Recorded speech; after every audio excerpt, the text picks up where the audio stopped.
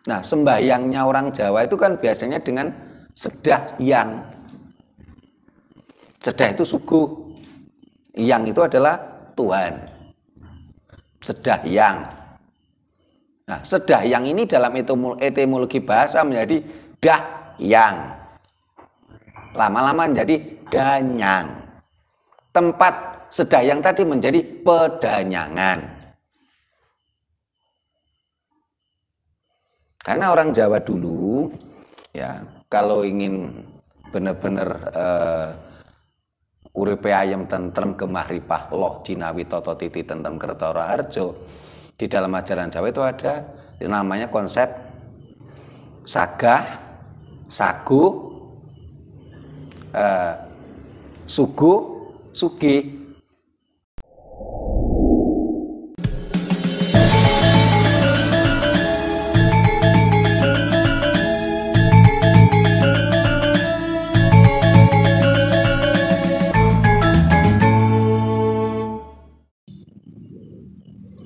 Rahayu.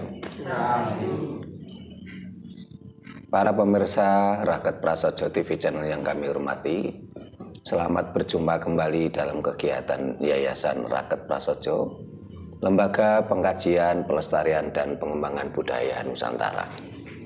Nah, para pemirsa, dalam bulan Suro ini, bagi masyarakat Jawa, di desa-desa, bahkan juga di perkotaan pun, di bulan Suro ini banyak yang melaksanakan tradisi merti dusun atau bersih desa.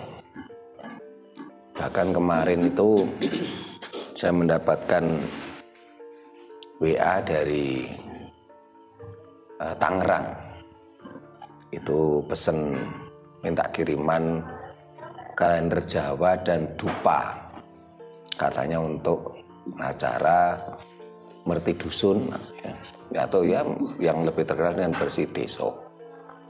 Nah, terus kemarin saya pagi-pagi itu mencoba jalan ke daerah Ngawonggo mau ke Poncokusumo, ke tempatnya Mas Hadi. Nah, di perjalanan itu banyak sekali jalanan itu ditutup. Ditutup untuk acara bersih desa. Nah, yang menjadi kita prihatin, di berbagai banner desa-desa itu melakukan bersih desa, acara tradisi bersih desa. Tetapi yang kita prihatin, sedih itu adalah tidak ada kegiatan bersih desa tadi yang memang benar-benar esensi dari bersih desa. Karena acara bersih desa itu kan acara yang turun-temurun mulai ribuan atau ratusan tahun yang lalu. Bersih desa merupakan bentuk rasa syukur kita kepada alam semesta dan kepada yang bedah kerawang atau pedanyangan, cikal bakal desa.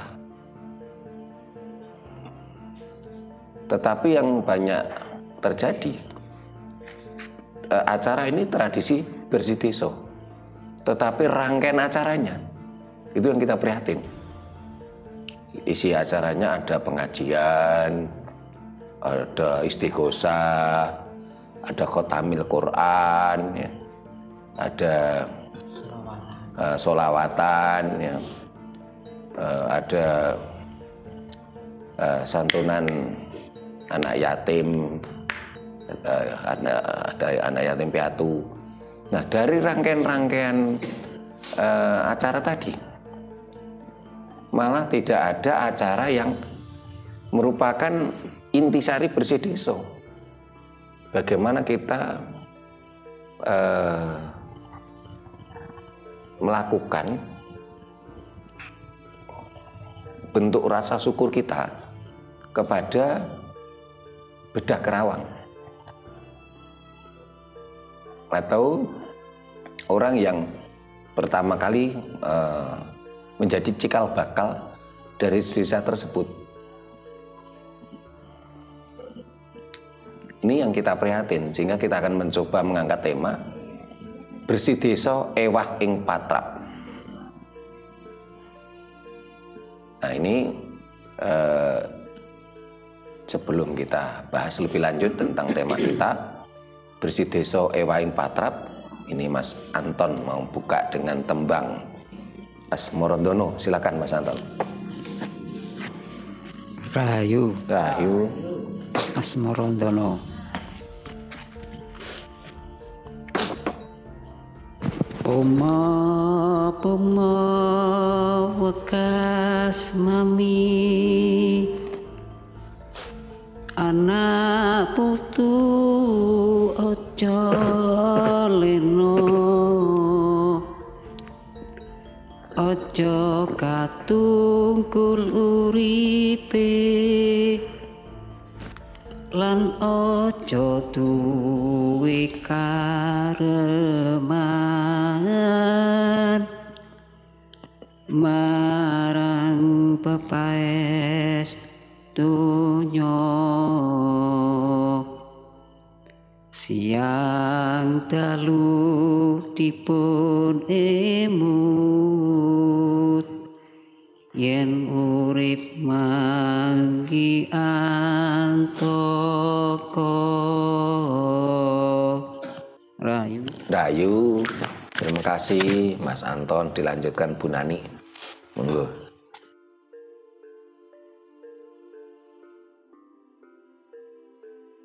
Rahayu. Rahayu. Dandang kula. Sayo rukun kuya pasesanti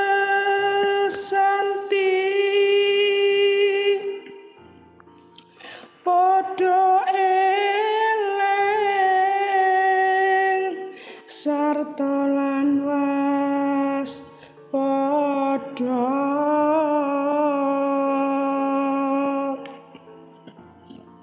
eling marang leluhure budaya kang adiluhung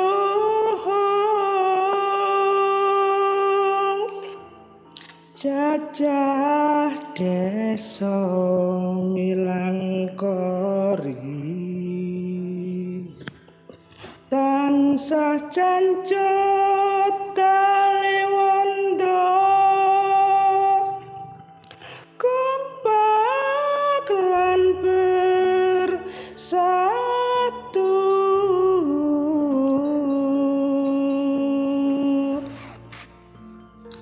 bali marang nuswantara bali pangkuan Ibu Pertiwi sirna belenggu dukmo.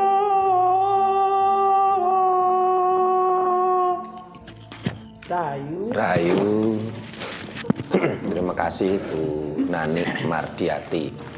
Tembangnya Bu Nani dan Mas Anton bertemakan kita supaya ingat pada leluhur, berbakti pada leluhur, dan tentunya kita pun harus berbakti pada Ibu Pertiwi. Di mana tanah dipijak, di situ langit dijunjung. Nah, para pemirsa, kita kembali ke tema kita, bersih desa ewah ing patrap. Bersih desa ini merupakan tradisi Jawa.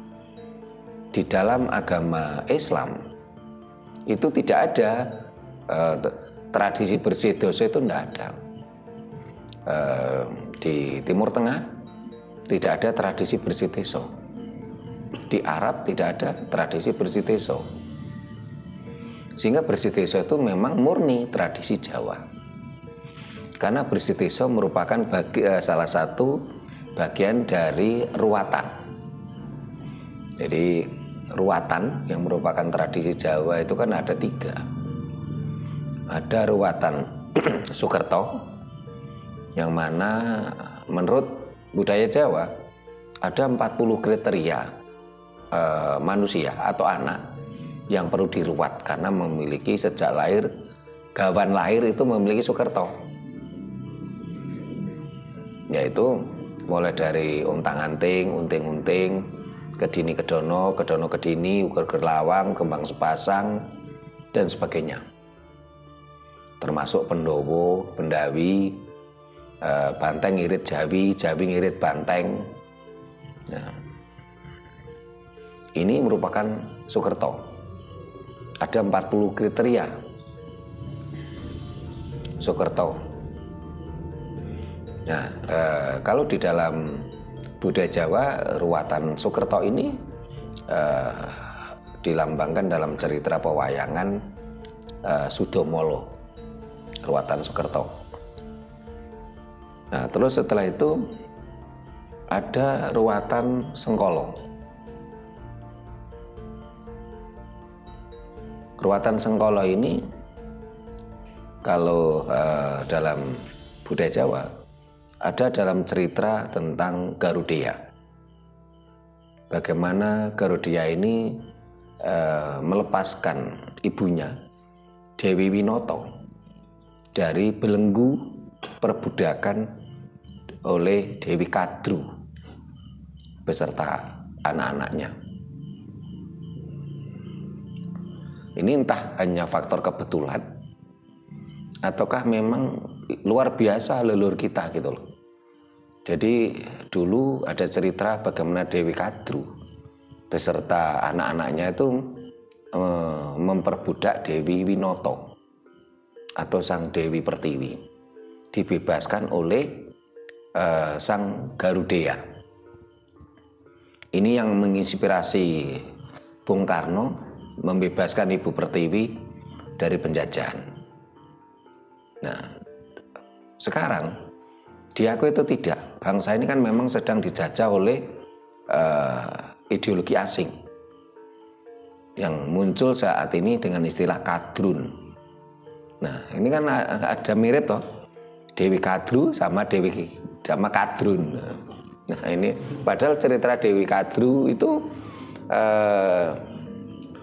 ini merupakan cerita wayang Purwo yang dipercaya merupakan cerita pernah terjadi di Nusantara ini sebelum Masehi.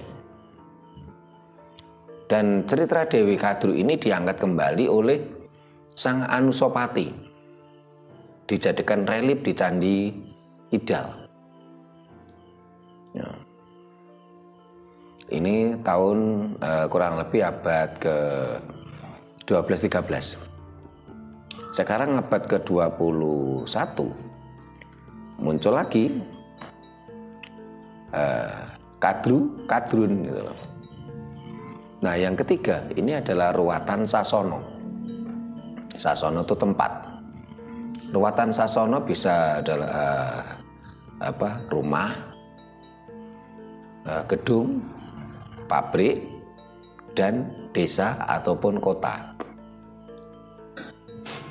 Nah, kalau pada masa zaman Kerajaan Demak maupun ke Mataram era Sultan Agung, bahkan masih dilakukan sampai sekarang oleh Keraton Surakarta maupun Yogyakarta, ada ruwatan nagari. Ruwatan nagari ini juga termasuk merupakan ruwatan Sasono, karena nagari itu ya negara, itu merupakan Sasono, suatu tempat. Ini ada ruwatan yang dilakukan di alas Kerendowahono. Nah, jadi yang namanya bersideso ini memang benar-benar tradisi Jawa yang turun-temurun bahkan mulai ribuan tahun yang silam. Yang intinya di situ adalah rasa syukur kita pada alam semesta. Ya, kita mendapatkan wulu wetune bumi. Yang kedua merupakan rasa matur nuwun kita terhadap leluhur kita yang merupakan cikal bakal desa di mana kita tempati, atau orang Jawa mengatakan sangsing bedah kerawang. Nah, dan itu biasanya dilakukan setiap desa itu berbeda-beda. Ada yang dilakukan pada bulan Suro, ada juga dilakukan pada bulan-bulan yang lain, karena setiap desa itu memiliki sejarah desa masing-masing. Nah, sebenarnya untuk membuka tabir pengungkapan sejarah desa ini bisa dianggarkan di dana didi, dan itu sah-sah saja. Cuman saat ini banyak kepala desa yang lupa. Dia lahir dan dia menjabat kepala desa sekarang, itu kan karek nemu pena.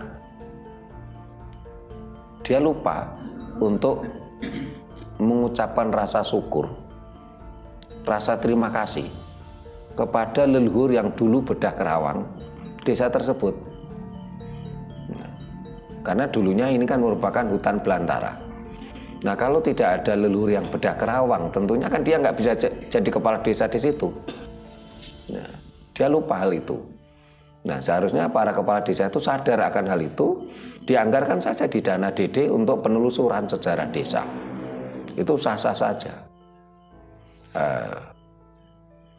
Desa diberdayakan, misalnya tenaga anak-anak muda di situ yang memang memiliki kompetensi. Kalau tidak, ya kita bisa kerjasama dengan perguruan tinggi, atau kerjasama dengan kita pun, kita siap untuk membantu penelusuran sejarah desa. Ya, dianggarkan. Saya lihat ini banyak desa yang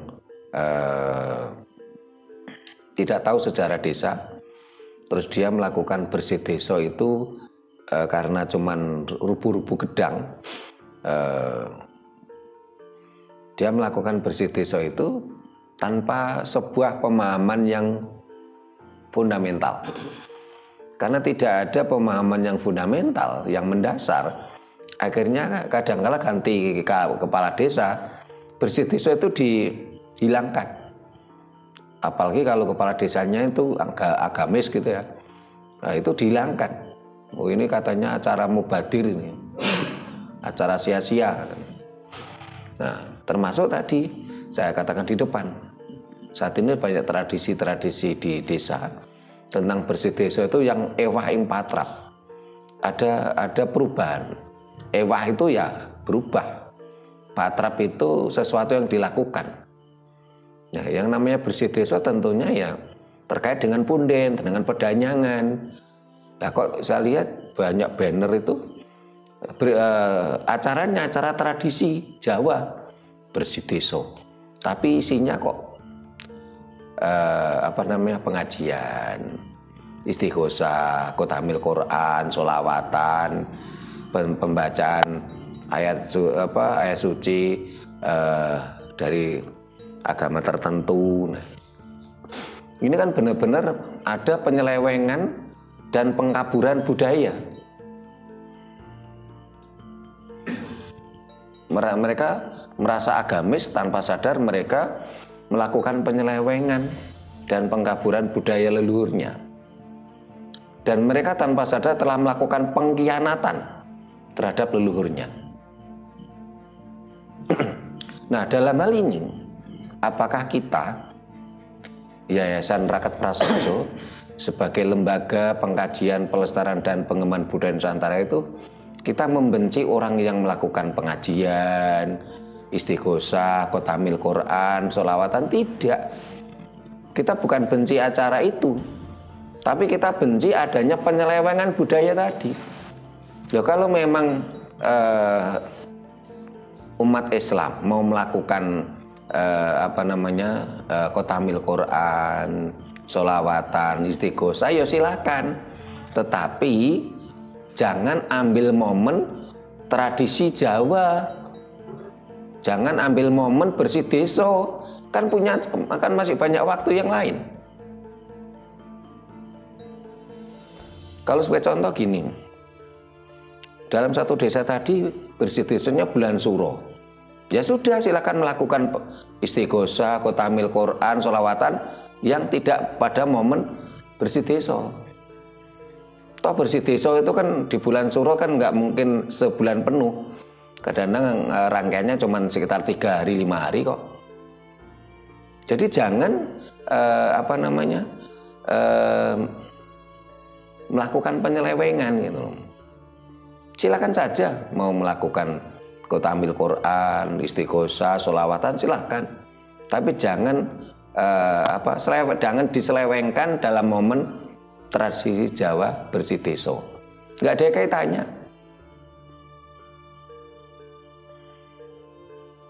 Kalau umpamanya mereka, mohon maaf, misalnya ngeyel, loh kami sebagai warga desa kan juga ingin berdoa dengan agama kami. Berdoa untuk desa kami dengan agama kami. Ya. Loh silahkan saja Anda mau berdoa dengan bahasa, dengan agama Anda, tapi jangan ambil momen bersih desa. Toh di bersih desa tadi, dengan tradisi bersih desa di situ sudah merupakan doa. Bahkan di dalam budaya Jawa itu yang namanya doa itu tidak cuma di mulut saja. Di dalam budaya Jawa itu ada doa lewat kata-kata. Doa ya berupa kata-kata. Ada doa berupa material. Ketika masyarakat Jawa melakukan bersih desa itu pasti wilujengan. Di situ pasti ada ya wilujengan, lubur ampe wilujengan. Termasuk adanya di situ ada cok bakal basah, cok bakal kering, dan itu merupakan bentuk doa yang berupa material. Dan lubur ampe tadi, cok bakal dan macam-macam tadi ini akan ada sebuah energi semesta di situ.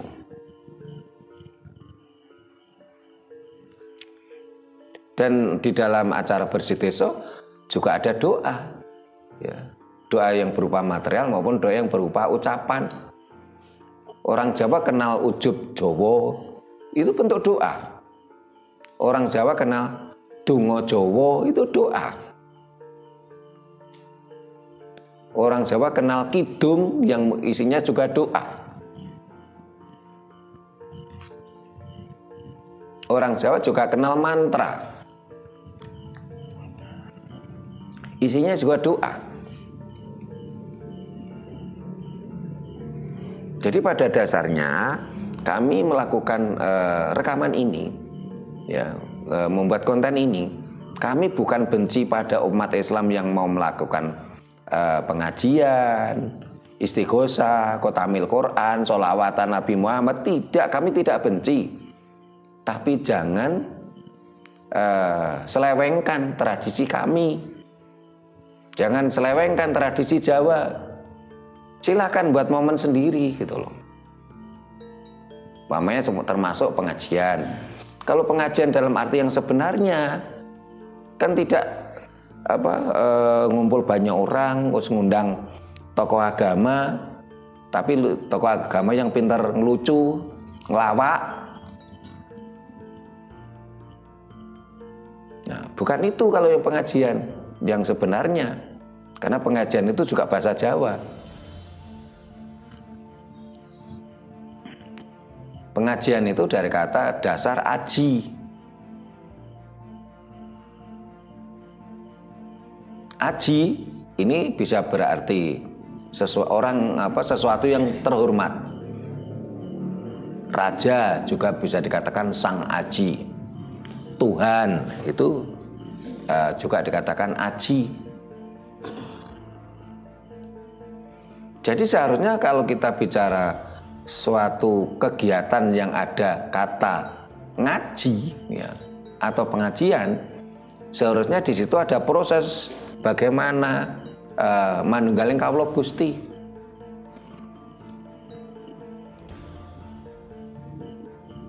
Kalau pakai istilah ngaji atau pengajian tapi di situ hanya sekedar pembelajaran huruf Arab, itu namanya bukan ngaji, bukan pengajian. kegiatan dengan label pengajian tapi kenyataan yang ditampilkan orang yang pandai ngelawak. Nah itu hanya untuk menghibur toh. Yang penting yang datang bisa tertawa terbahak-bahak, itu bukan pengajian.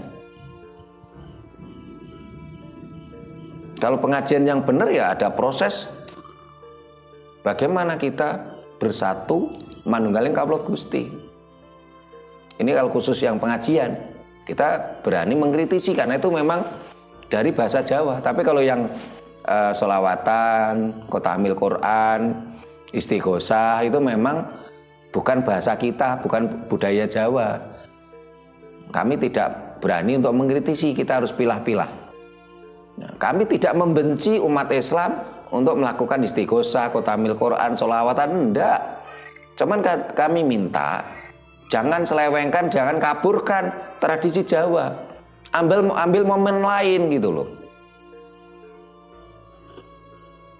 Jangan rusak budaya kami. Jangan hancurkan budaya kami. Karena saya lihat dari berbagai desa yang melakukan bersih desa itu tadi.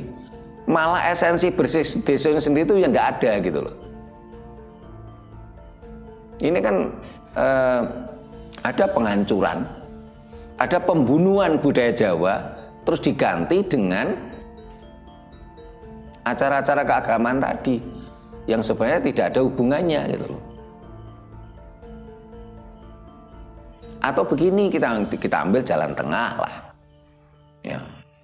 Karena kadangkala ada warga yang tetap ngeyel, kami kan juga ingin berdoa dengan agama kami gitu loh. Silakan kita ambil jalan tengah. Bagaimana? Esensi bersih desa tetap merupakan acara pokok, acara inti bersih desa. Nah, kalau mamanya umat Islam, umat Kristen, ya, umat Hindu, Buddha yang merupakan warga desa tersebut ingin berdoa menurut agama yang diyakininya, itu adalah acara sampingan, acara penggembira, bukan acara inti gitu loh. Semakin hari kan kita benar-benar prihatin gitu loh, kok ini bersih desa kok owahing patrap gitu. Lama-lama hilang tradisi bersih desa tadi gitu. Nah ini supaya lebih gayeng ini, para pemirsa saya persilahkan kontak di kolom komentar. Nah yang hadir, silakan kontakon. Pagi mumpung di situ mic-nya. Rahayu. Rahayu. Iya, namanya bersih desa owahing patrap. Yeah. Itu memang namanya, ya ini kembali lagi kita sendiri Bang. Orang Jawa. Yeah.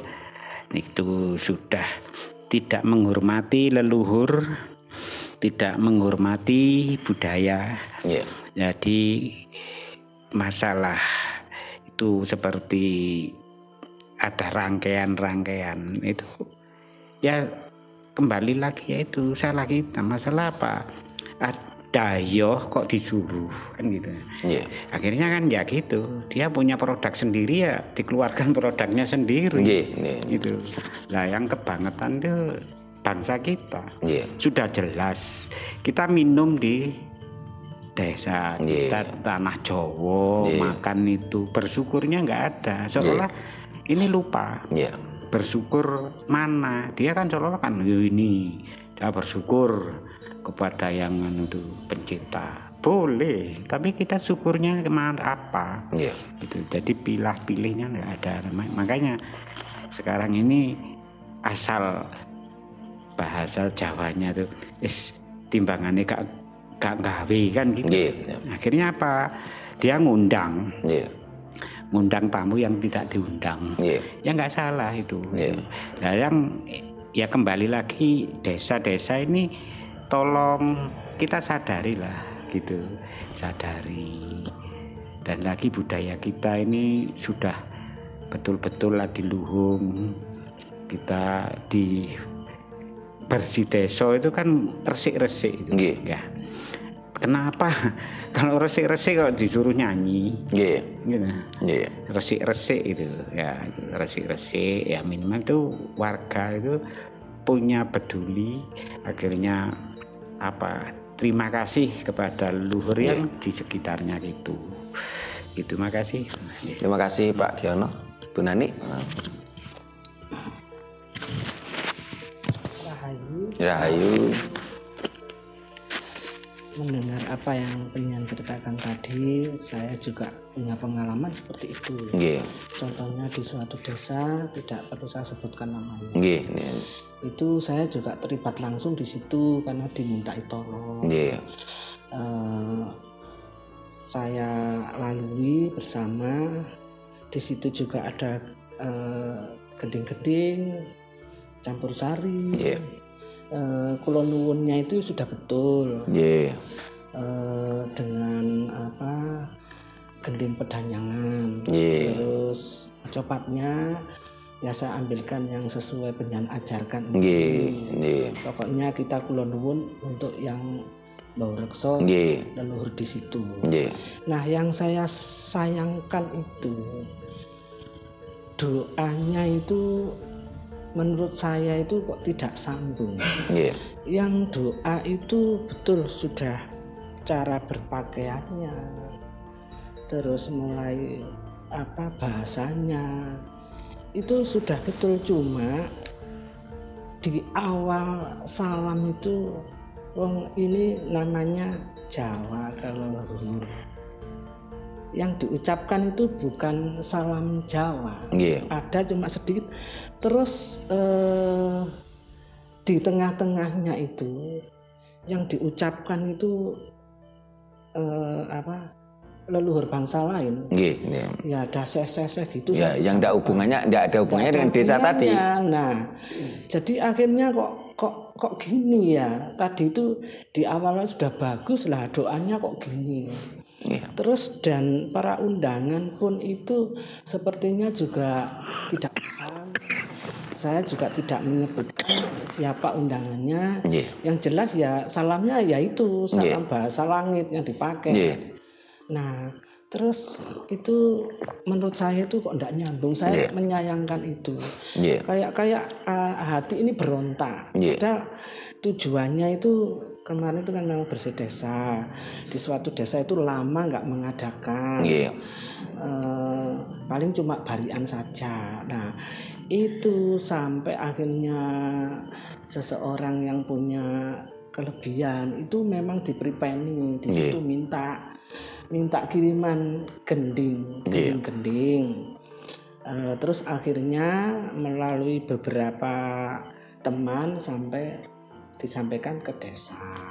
Lah ternyata pemangku desa itu kebanyakan kayaknya belum paham.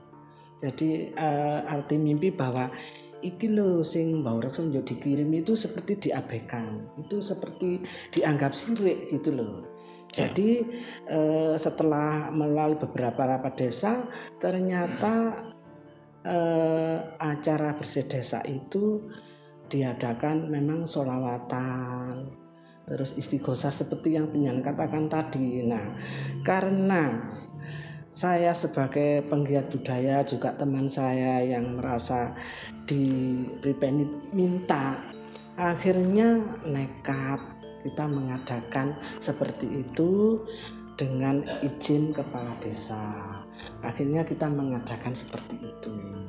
Nah, terus besoknya dilanjutkan dengan karnaval Jolen. Nah, di dalam karnaval Jolen itu saya juga lihat, kok ini gitu namanya Jolen itu kan ojo lalen kan itu ojo lali. Suatu jangan lupa arah-arahan gunungan yang mestinya isinya itu kan hasil bumi. Tapi di situ itu ternyata itu yang dipajang itu bukan hasil bumi. Makanan-makanan yang sekarang itu kayaknya nggak berani repot gitu loh wis. Apa adanya yang di toko seperti jet terus apa namanya itu jajanan anak-anak itu ditempel di situ. Terus di belakangnya itu sambil joget. Kalau saya nggak menyalahkan jogetnya, trennya seperti itu ya, ada horornya memang. Terus yang baris itu pakai lurik ya, surjan iya, ibu-ibunya iya sambil joget. Tapi sayangnya juga masih pakai kerudung. Nah disitulah saya yang menyayangkan. Judulnya Bersih Desa, arah-arahan jolen kok seperti itu. Ini sekilas pengalaman saya, nanti mungkin ada pendapat lain dari jenengan. Nah sekarang yang saya tanyakan, bedah kerawang itu kan harus ada tokohnya yang kita sebut leluhur. Saya pernah dibilangi orang tua, untuk menentukan batas itu tidak semudah orang membuat batas, kitekku, kitekmu, tidak seperti itu katanya. Terus untuk misalnya membuatkan rumah yang pas di batas itu katanya tidak boleh, apa betul seperti itu? Dan apakah betul kalau untuk menentukan batas itu tidak semudah direwangi topo perang apa seperti itu? Terus yang saya tanyakan lagi, untuk apa sih bedanya punden dan pesarean? Itu. Matur nuwun saja. Rahayu. Terima kasih Bu Nani. Wah ini pertanyaannya borong. Jadi biar dulu. Ya memang kalau yang disampaikan Pak Giono, Bu Nani itu merupakan keprihatinan kita. Jadi kalau menurut saya yang salah itu kepala desanya Pak Giono.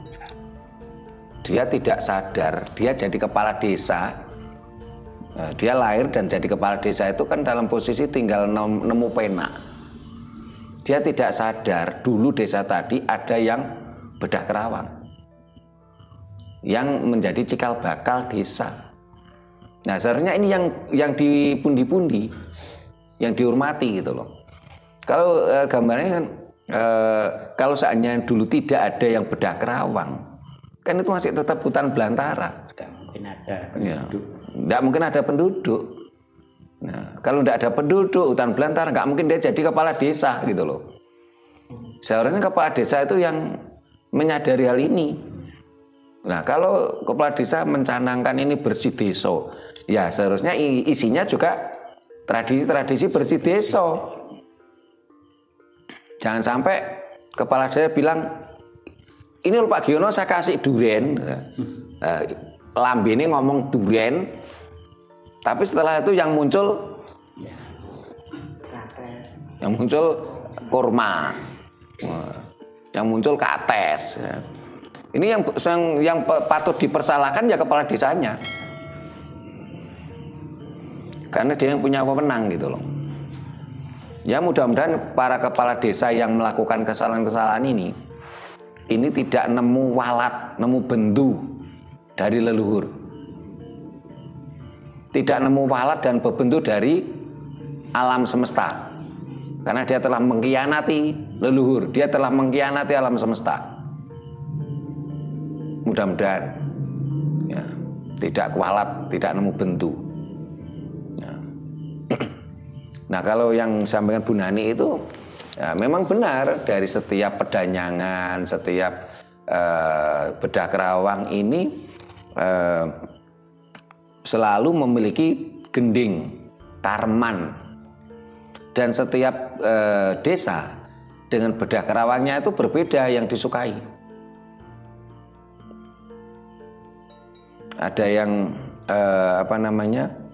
gendingnya berbeda, tradisinya berbeda, sehingga ada desa yang kadang-kadang itu minta gendingnya gending tayub.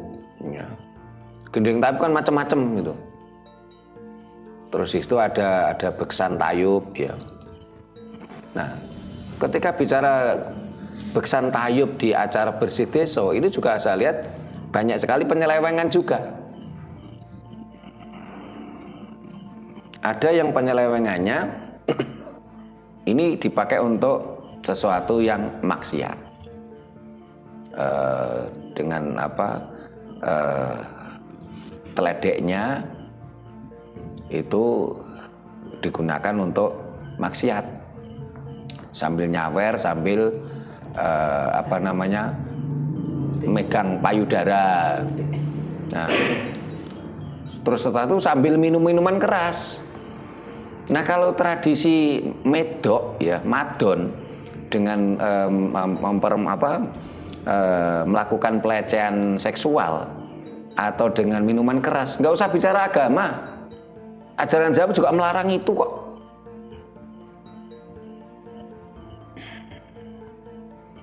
Nah, nggak perlu bicara agama, budaya Jawa pun melarang itu. Molimo itu larangan di dalam ajaran Jawa. Nah, kalau ada yang, ini saya jadi ingat ada temen yang dia itu katanya pecinta budaya Jawa, tapi dia juga agamis. Dia mengatakan, loh, di agama kami, di kitab suci agama kami ini mirip kok dengan ajaran Jawa, katanya. Lah, saya tanya, kalau memang mirip, ya, kalau menurut saya nggak mirip. Saya pelajari. Ya, kalau antara ajaran Jawa dengan ajaran Jawa itu jauh berbeda. Sudah kita bedah berkali-kali. Ajaran Jawa yang harus logis, kasunyatan, sesuai dengan syarat teles, sementara ajaran Dayo itu unlogis, hanya berdasarkan iman dan dalil, tidak sesuai dengan kasunyatan, cenderung bersifat halusinasi, delusi, dan ajaran Dayo itu bertentangan dengan hukum alam secara teles, berbeda. Ajaran Jawa mengajarkan pantas lan ora pantas, ajaran agama mengajarkan salah dan benar, berbeda. Secara esensi berbeda. Tapi masih ada juga orang yang tetap bersikukuh. Enggak, Pak, di dalam ajaran agama kami ini ada kok mirip dengan ajaran Jawa. Pertanyaannya, kalau mirip, kalau sama, ngapain kita harus pinjem gitu loh? Loh, kita punya sendiri kok. Kenapa harus pinjem gitu loh? Saya punya baju sendiri. Kenapa harus pinjem bajunya Pak Giono? Tentunya kan mohon maaf, saya ya kedodoran gitu loh. Dan ini yang terjadi di masyarakat kita. Kita punya budaya sendiri. Kenapa pinjem milik bangsa lain? Kita pinjem budaya Timur Tengah, ya kedodoran. Selain kedodoran, atau karena kan postur tubuh bangsa kita tuh kan nggak tinggi besar kayak orang-orang Timur Tengah ya. Akhirnya bajunya kan kedodoran, kegedean. Akhirnya nggak pantas. Walaupun taruhlah itu ada kesamaan seperti contoh gitu. Selain itu, mohon maaf, ambune keringet ora podo gitu loh. Itu kalau saya gambarkan pakaian.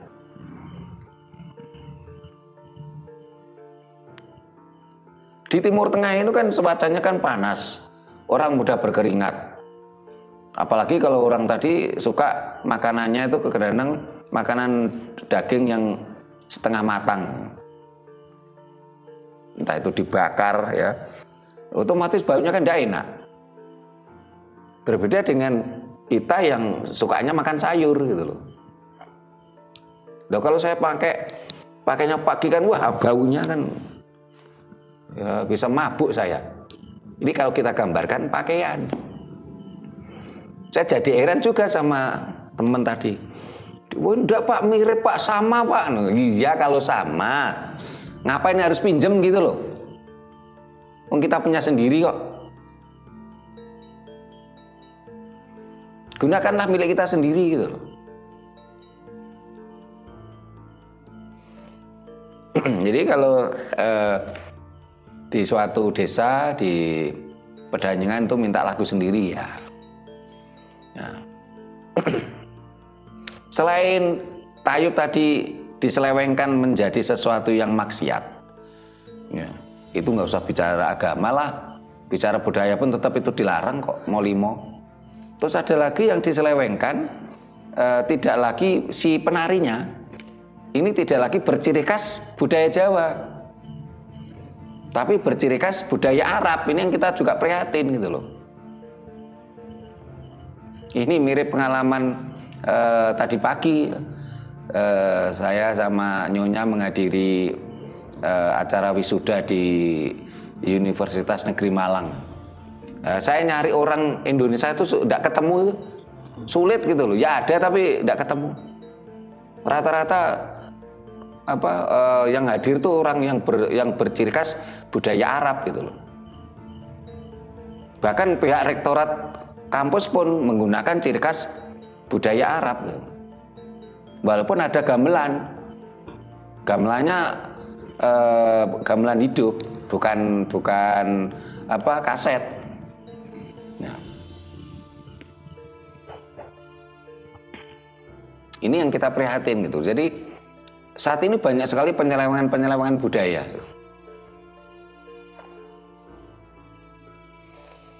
Ya mudah-mudahan apa yang kita sampaikan ini ya memberikan pencerahan ya.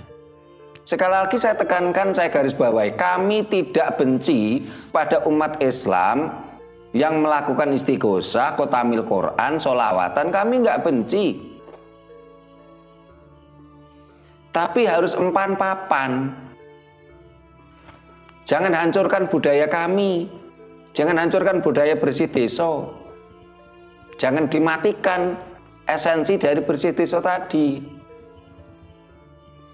Kalau umat Islam mau melakukan pengajian, istighosah, khotamil Quran, sholawatan, silakan. Ambil momen lain. Jangan campur aduk melakukan penyelewengan dalam tradisi Jawa. Harus ada pilah-pilah gitu loh. Jadi tadi saya gambarkan gitu loh. Kepala desa bilang, ini Pak Giono saya kasih durian gitu. Yang dimunculkan pepaya. Ini kan penghancuran, penyelewengan, pengkhianatan. Yang disampaikan Bu Nenek tadi benar, bahasanya dulu ya leluhur desa tadi yang merupakan bedah Kerawang ya, atau yang cikal bakal desa tadi, untuk menentukan batas desa itu nggak gampang, karena pada waktu itu tantangannya berat. Satu, alam, karena waktu itu kan masih hutan belantara, alam tantangannya. Di hutan tentunya ada binatang buas, tantangannya seperti itu. Yang ketiga, jangan sampai bersinggungan dengan yang bedah Kerawang desa lain. Kalau ini terjadi, akan terjadi pertaruhan nyawa. Karena setiap ini kan merupakan bentuk wilayah toh ini. Jadi kalau yang bedah Kerawang desa pakai saji gitu loh, jangan sampai bersinggungan dengan yang bedah Kerawang desa Sutojayan, desa Genengan. Jangan sampai bersinggungan. Nah, ini nanti bisa terjadi pertengkaran, bisa nyawa taruhannya. Sak dumuk bathuk, sak nyari bumi. Jangan sampai mengganggu tepis wiringi laladan liyo. Sehingga karena hal inilah ini kalau kita lihat tetangga desa pakai saji kayak desa Mojosari itu memiliki wilayah yang melewati sungai yang disebut desa Lowok. Nah, sampai desa Lowok itu kan terbagi 3 itu. Ada yang ikut ikut Permanu, kecamatan Pakesaji, ada yang desa Lowok yang ikut desa Mojosari, kecamatan Kepanjen, dan ada yang ikut Keranggan, kecamatan Ngajung. Supaya tidak terjadi ketersinggungan tadi. Dan yang keempat, ini adalah tentang energi semesta. entitas lain. Sehingga pada zaman dulu yang namanya Sing Bedah Kerawang terus dilanjutkan menjadi petinggi ya, misalnya kepala desa. Ini rata-rata orang dukdeng dulu itu orang sakti yang mampu menjaga wilayahnya, yang mampu membuat wilayahnya, yang mampu mengayomi wilayahnya, termasuk mengayomi rakyatnya.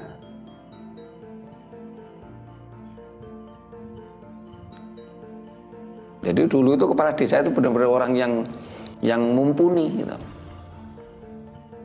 Kan dulu tidak sistem pilkades, sehingga para kepala desa dulu itu bisa saja seumur hidup. Nah setelah seumur hidup kadang-kadang dilanjutkan keturunannya, karena faktor itu, faktor kemampuan. Dan orang dulu ya damai-damai saja gitu loh. Karena kekuatan dari Sang Bedah Kerawang tadi memang mampu mengayomi. Nah biasanya yang Sang Bedah Kerawang tadi atau cikal bakal desa tadi, orang yang dugdeng ini, yang ampuh ini biasanya dekat dengan Tuhan, dekat dengan alam semesta. Sehingga dia biasanya semasa hidupnya ini seringkali melakukan persembahyangan di lokasi pilihan.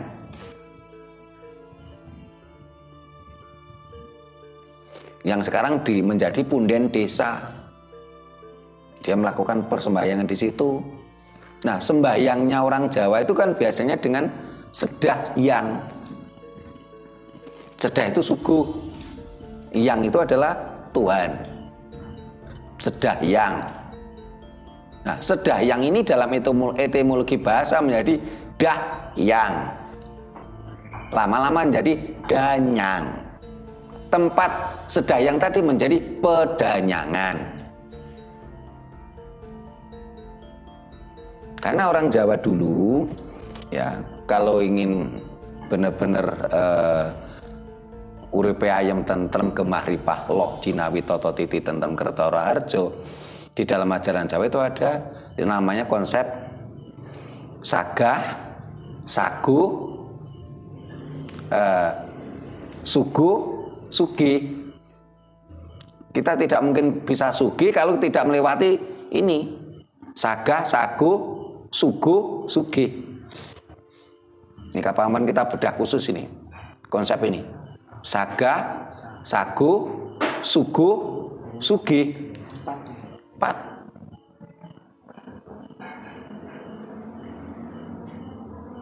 Ini sehingga di biasanya tempat punden itu tempatnya agak tinggi biasanya. Terus mesti ada pohon besarnya. Terus ada mata airnya biasanya. Ya. Dia melakukan persembahyangan di situ dengan sedahyang. Nah, setelah Sang Bedah Kerawang tadi meninggal, ya, biasanya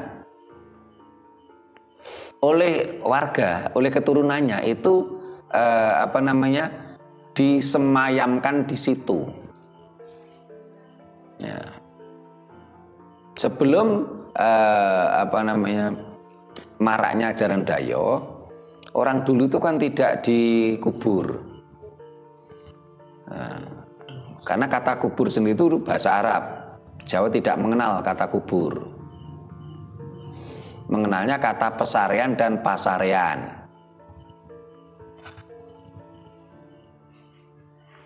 Kalau pesarean ini memang ada layonnya. Layon itu belum tentu mayit. Layon itu bisa jadi perabuan. Jadi layon itu belum tentu berarti mayat. Ya. Karena mayat sendiri juga bahasa Arab lagi. Kita harus mulai sedikit pilah-pilah. Jadi saya jadi teringat kemarin di Blitar, terus saya mencoba mengajak kita pilah-pilah, terus ada yang nggak setuju terus sampai emosi. Nah, kita harus jujur kok. Kalau memang kata sabar itu bahasa Arab kok. Jawabannya apa? Sareh. Kita harus jujur kalau kata kubur itu bahasa Arab. Orang Jawa tidak kenal kubur, adanya adalah pesarean dan pasarean. Kita harus jujur, Jawa tidak mengenal kata mayit. Mayit itu bahasa Arab. Bahasa Jawa nih kunarpo. Jadi kalau kata layon itu belum tentu kunarpo. Layon itu bisa berarti perabuan, abu pembakaran. Layon bisa juga berarti kembang. Sehingga umpamanya kita pergi ke punden gitu, kita minta istilahnya itu supaya kita mendapatkan semacam doa restu atau istilahnya pangestu dari leluhur tadi, ya kita nyuwun eyang kula nyuwun idi palilah panjenengan, kula nyuwun pangestu panjenengan kanthi sarana kula nyuwun layoning sekar. Biasanya di punden kan mesti ada bunga di situ yang dibawa oleh orang-orang yang ritual sebelum kita. Itu boleh dia minta diambil. Ya. Izin dulu.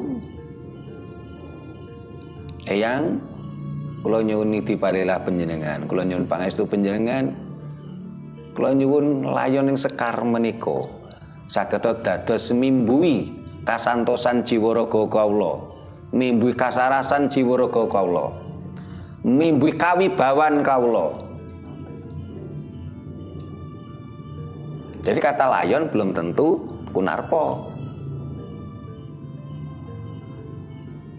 Jadi ada kalau dulu nggak ada kata mayit, kubur, nggak ada. Adanya adalah pesarean dan pasarean. Nah, jadi kalau si Bedah Kerawang tadi, beliaunya tadi meninggal, misalnya ada disemayamkan di situ. Berarti itu namanya pesarean. Ada layon. Tapi layon di sini belum tentu mayit, gitu loh. Terus biasanya ada tenger. Tengernya biasanya ada kadang-kala berbentuk batu, bentuk ioni, bentuk linggo. Karena Bedah Kerawang itu biasanya laki-laki perempuan. Bentuk linggo, kadang-kadang bentuk ioni. Tapi kalau yang namanya pasarean itu papan sari. Di punden tersebut dulu pernah menjadi tempat papan sari, tempat tidurnya beliau. Nah, setelah desa tadi rame, beliaunya biasanya meninggalkan dari tempat situ, ada masih hidup, dia tinggalkan di situ keturunannya, dia pindah ke tempat lain lagi. Ada. Sehingga ada beberapa desa yang memiliki nama Bedah Kerawang itu mirip-mirip. Jadi orang dulu itu selalu berpikir untuk keturunannya. Jadi saya Mbah Batalas Bedah Kerawang di desa A gitu. Saya punya istri di situ. Nah, punya keturunan di situ. Wis kita tinggal ke nggih sampean. Terus beliaunya pindah ke desa lain, tempat lain. Nah, ada yang Bedah Kerawang seperti itu. Nah, ini pertanyaan Bu Nani udah saya jelaskan. Nah, jadi kita juga harus semakin paham gitu. Nah, ada pesarean, ada pasarean. Kalau pasarean pasti ada layon. Layon belum tentu kunarpo. Karena zaman dulu leluhur kita itu tidak mengenal mayit itu dikubur gitu loh. Karena kata mayit sendiri bahasa Arab, kubur itu bahasa Arab. Nah, ini ganti coba. Bu Nani ada pertanyaan lagi Pak sama Pak Kiono. Nah, saya kan coba ganti sebelah kiri. Monggo, Mas Anton, Pak Is. Para pemirsa silakan kontak di kolom komentar. Rahayu. Mau bertanya tapi sudah terjawab semua kayaknya. Sudah terjawab semua. Wah. Gini aja. bagaimana kalau suatu desa itu tidak pernah melakukan kegiatan bersih desa? Apakah ada efek apa dampaknya gitu, terhadap desa itu? Itu aja Romo. Terima kasih Mas Anton. Berarti Mas Anton itu tadi mau tanya, tapi sudah saya jelaskan. Wah ini berarti leluhur dampingi saya, sehingga saya berarti leluhur udah tahu. Mas Anton mau tanya ini, saya disuruh menjelaskan ini gitu loh. Ya.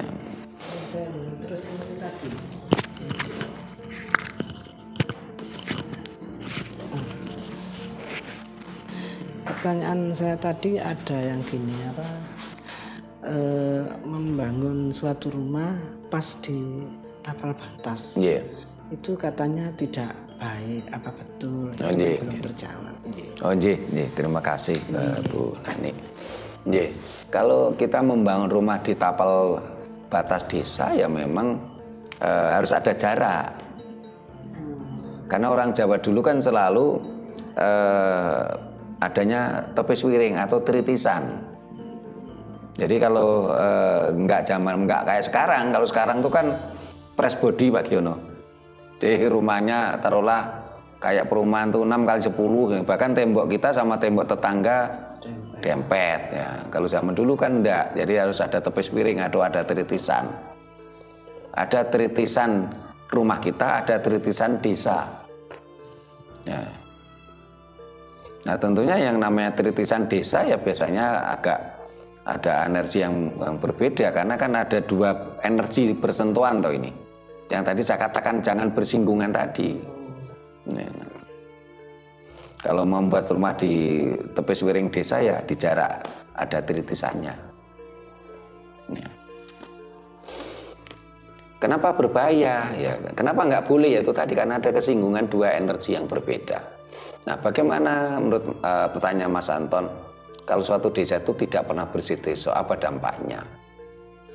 Ya, ketika kita mengkhianati leluhur kita, apa yang terjadi? Kita tentunya tidak akan mendapatkan restu dari leluhur. Jadi desa yang tidak pernah bersih desa itu berarti apa? Dia mengkhianati leluhurnya. Dia lupa kalau desa tadi dulunya itu adalah hutan belantara. Kalau orang mengkhianati leluhurnya, apakah dia akan mendapatkan restu leluhur? Tidak mungkin. Karena ngunduh yang pakarti. Kalau kita mengkhianati leluhur kita, nanti kita pun akan dikhianati keturunan kita. Karena kita ini akan jadi leluhurnya keturunan kita. Karma gitu maksudnya. Itu iya karma, ngunduh yang pakarti. Kita harus sadar. Saat ini kita hidup karena leluhur, nenek moyang. Kalau kita mengkhianati leluhur, kita pun akan dikhianati keturunan kita. Karena dalam masa depan, kita ini leluhurnya keturunan kita. Paham? Ya. Kita kan nggak mungkin hidup terus-menerus. Raga kita kan nanti nggak bisa dipakai gitu loh. Sehingga kita kira-kira 100 tahun yang lalu ke depan gitu ya. Lu kita ini kan leluhurnya anak cucu kita toh. Jadi kalau kita mengkhianati leluhur, kita pun akan dikhianati oleh anak cucu kita. Sehingga orang yang mengkhianati leluhur biasanya hidupnya itu susah. Oh tapi dia kaya Pak. Iya kaya itu kan hasil kerja. Tapi apakah manusia hidup itu hanya sekedar hasil kekayaan material saja? Enggak. Sehingga banyak orang yang kaya raya tapi hidupnya enggak damai. Banyak orang yang kaya raya rumah tangganya berantakan. Banyak orang kaya raya setelah meninggal malah menjadi sebab hilangnya nyawa. Tergantung kita tuh sense of krisis kita di mana gitu loh. Kepedulian kita di mana? Kita ini misalnya cermat nggak menyimak kehidupan yang ada. Sehingga mudah-mudahan dengan nanti ditayangkannya konten ini, video ini, didengarkan oleh banyak kepala desa. Ya. Kalau desa Anda belum melakukan bersih desa, ya lakukan bersih desa. Kalau Anda mengalami kesulitan, ya adakan kajian. Toh dana DD boleh kok dipakai untuk melakukan penelusuran sejarah desa. Dulu cikal bakalnya siapa, eyang siapa gitu. Saya jadi teringat beberapa tahun yang lalu, lebih dari 10 atau 15 tahun yang lalu, saya pernah diundang untuk ceramah bersih desa, tapi di kota Surabaya. Di utaranya terminal Bungurase itu desa apa, kota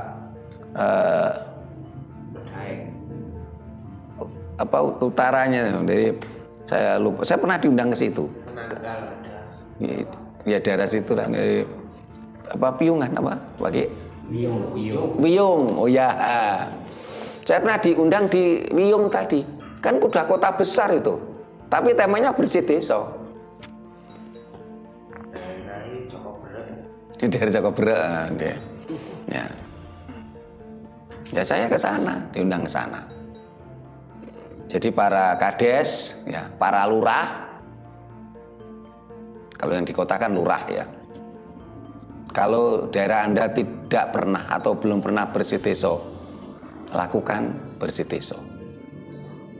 Kalau masih bisa terlacak, ya tanya para sesepuh-sesepuh yang orang asli di situ gitu. Karena kalau yang di kelurahan kan kadang-kadang kita kesulitan tuh mencari siapa orang asli. Sebagai contoh kita saat ini, saya kan nggak asli sini gitu loh. Tapi saya telusuri. Oh di sini dulu ternyata ada yang Putri Kuning. Ini terus ada di sini tuh ada yang Kiai Parseh Jaya. Kiai Parseh itu dari Madura, Kiai Jaya dari Banten. Tetapi yang Kiai Parseh Jaya ini bukan yang Bedah Kerawang di desa Bumi Ayu ini. Ini dulu namanya desa Budengan. Bukan Bumi Ayu. Budengan karena akeh budengi, budeng itu ketek. Nah, yang Kiai Parseh Jaya ke sini untuk menyebarkan agama Islam kan di situ sudah ada masyarakatnya. Jadi yang Kiai Parseh Jaya itu bukan orang yang Bedah Kerawang di desa Budengan atau sekarang jadi Kelurahan Bumi Ayu ini. Karena secara logika kan nggak mungkin yang Kiai Parseh Jaya menyebarkan agama Islam ke Budeng tadi, ke Ketek tadi.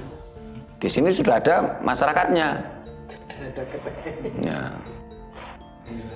Nah, dalam penelusuran saya, yang Bedah Kerawang itu dulu di sini adalah yang Putri Kuning. Ya.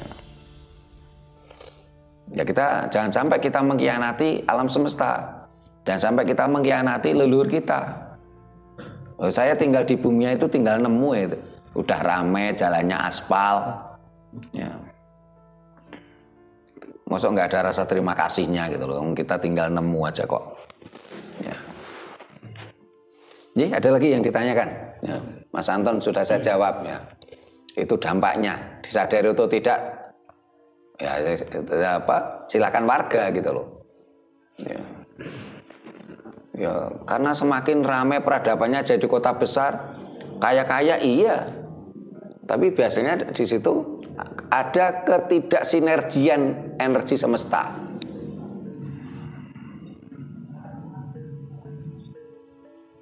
Pertanyaannya bagaimana kalau kita tidak jadi pejabat? Kayak saya tidak jadi lurah ya. Ya. Kan saya nggak bisa menggerakkan, oh warga sini harus bersih desa ya. Nah saya sendiri bukan juga warga biasa. Ya kita lakukan sendiri. Sehingga kalau kita semedi bareng itu kan biasanya jenengan kan mesti mendengarkan saya selalu mengucapkan salam kepada Eyang Putri Kuning. Karena yang Bedah Kerawang di sini. Nah, jadi kalau para pemirsa yang kebetulan tinggal di kota dan Anda tidak menjadi kades dan tidak menjadi lurah ya, yang tidak punya wewenang untuk ayo kita bersih desa, kita anggarkan dananya ya. karena kita nggak punya wewenang, ya udah kita lakukan dengan cara personal gitu loh. Tapi tetap kita punya rasa syukur, terima kasih kepada yang Bedah Kerawang di mana sekarang kita tinggal. Wong kita ini hanya cuman pinjam loh.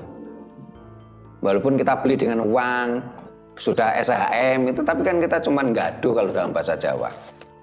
Ya.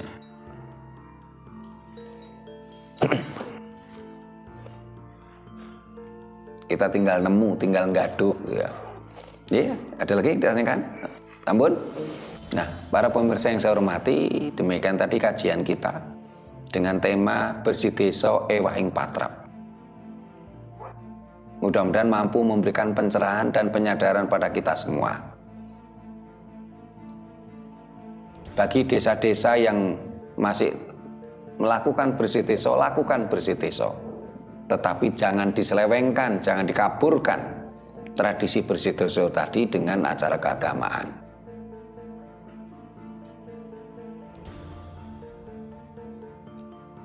Dan di sini pun saya tekankan sebelum saya tutup supaya ini nanti tidak ada miskomunikasi.